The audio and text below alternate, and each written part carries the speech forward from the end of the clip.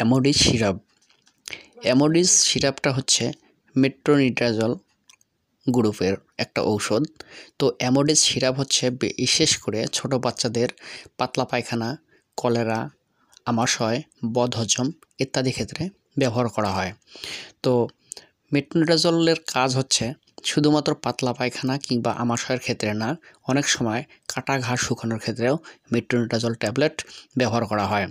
Metronidazole tablet কেউ antibiotic হিসেবেও আখ্যায়িত করেন।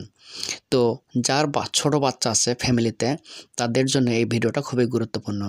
অ্যামোডিস সিরাপ অবশ্যই আপনারা পাতলা পায়খানা কিংবা হজমের জন্য বাচ্চাকে খাওয়াবেন। বিশেষ করে এই শীতের সময় ছোট বাচ্চারা ঘন ঘন পায়খানা করবে, বদহজম হবে। তো সবাই এই পাতলা পায়খানার নিরাময়ের ঔষধ হিসেবে অ্যামোডিস সিরাপটাকে চুজ করবেন, অর্থাৎ মেট্রোনিডাজল সিরাপটাকে চুজ করবেন।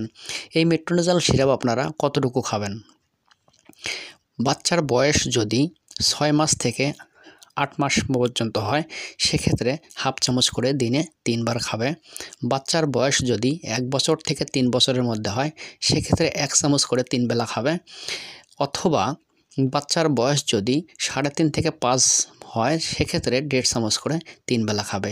এছাড়া বাচ্চার গ্রোথ, বডি ওয়েট অনুযায়ীও ডোজ নির্ণয় করা হয়। প্রিয় ভিউয়ার্স, বিডি হেলথ টিপস এই চ্যানেলটি অবশ্যই আপনারা সাবস্ক্রাইব করবেন।